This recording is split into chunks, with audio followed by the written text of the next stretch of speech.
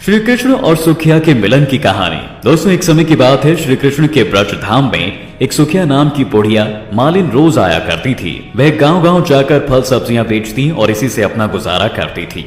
लेकिन वह जब भी ब्रज में आती तो गोपियों से वो नंदलाला की नटखट लीला के बारे में जरूर सुनती। बाल कृष्ण की लीला सुनने में सुखिया को बहुत आनंद आता था। वह भी अपनी आंखों से उनके दर्शन करना चाहती थी। गोपियां उसे नंदलाला के घर का पता तो बता देती, लेकिन सुखिया कहती कि उसके पास भाग्य कहाँ कि वह नन्हे गोपाल के दर्शन कर पाए। यह जानने के बाद भी वह घंटों उनके महल के बाहर खड़ी रहती और मन ही मन सोचती कि कभी तो बाल गोपाल की एक झलक देखने को मिल ही जाएगी। लेकिन भगवान कृष्ण तो अंतर्यामी थे, वह सब जानते थे। जब उन्होंने देखा कि सुखिया रोज उनके द्वार पर आती हैं, तो उनके मन में भी उनसे मिलने की इच्छा जागृत हुई।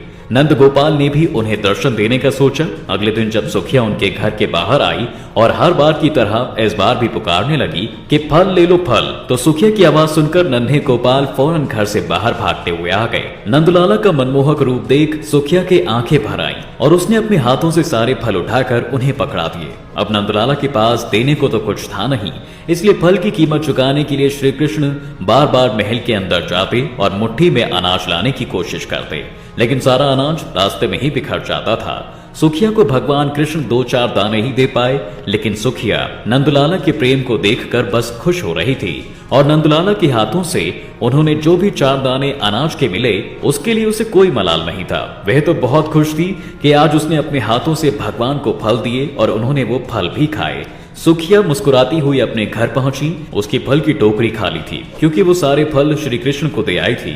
घर जाकर उसने टोकरी अपने सिर से उतारी तो पाया कि उसकी टोकरी हीरे जवाहरात से भरी हुई है। जो अनाज के दाने उन्होंने नंद बाबा को दिए थे वह सब सोने में बदल गए थे। यह सब देखकर सुखिया की आंखों में आंसू भर आए और वह समझ गई कि यह सब भगवान की लीला ही है। उसने हाथ जोड़कर नंदलाला को धन्यवाद किया और खुशी खुशी अपना जीवन जीने लगी। दोस्तों, ऐसे ही कृष्ण की कई नटखट कथाएं हैं जिसे सुनने के बाद चेहरे पर मुस्कान और दिन शुभ हो जाता है। हर साल लोग कृष्ण जन्माष्टमी का पर्व धूमधाम से मनाते हैं। इस साल कृष्ण जन्माष्टमी 6 सितंबर को बुधवार के दिन पड़ रही है, क्योंकि इसी दिन श्री कृष्ण ने धरती पर जन्म लिया था। आज के समय में लोग लड्डू गोपाल की दिल से पूजा करते हैं।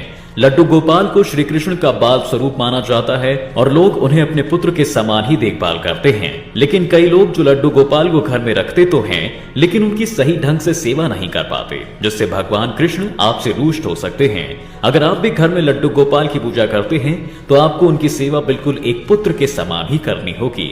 जिस प्रकार आप हर दिन स्नान करते हैं, उसी प्रकार लड्डू गोपाल को हर दिन स्नान कराना होगा। इसके बाद आप उन्हें पहनाए गए वस्त्रों को उतारकर उन्हें साफ दूसरे वस्त्र पहनाएं। इस बात का ध्यान रखें कि बिना वस्त्रों को धोए उन्हें दोबारा वही वस्त्र ना पहनाएं, क्योंकि इससे नन्हे गोपाल आपसे रुष्ट हो सकते हैं। वहीं आपको हर दिन नन्हे गोपाल को दिन में 4 बार भोग भी लगाना चाहिए, क्योंकि वह एक बच्चे हैं और उन्हें भूख भी लगती है। इतना ही नहीं, आपको इस बात का भी ध्यान रखना है कि उन्हें कभी अकेला ना छोड़ें, क्योंकि जिस प्रकार आप घर में छोटे बच्चे को कभी घर में अकेला नहीं छोड़ते हैं, उसी प्रकार नन्हे गोपाल भी छोटे बच्चे हैं। इसलिए अगर आप लंबे समय के लिए अगर घर से बाहर जा रहे हैं तो उन्हें अपने साथ लेकर ही जाएं। दोस्तों, लड्डू गोपाल जी का घर में विराजमान होना बहुत शुभ माना जाता है। जिस घर में लड्डू गोपाल विराजमान रहते हैं वहां कभी दुख और विपत्ति नहीं आती और परिवार हमेशा संपन्न रहता है।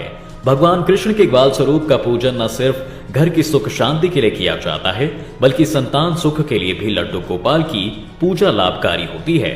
दोस्तों, वीडियो अगर आपको पसंद आई हो तो कमेंट में हरे कृष्ण जरूर लिखें। साथ ही ऐसी ही रोचक वीडियोस के लिए पेज को लाइक और फॉलो करना बिल्कुल ना भूलें।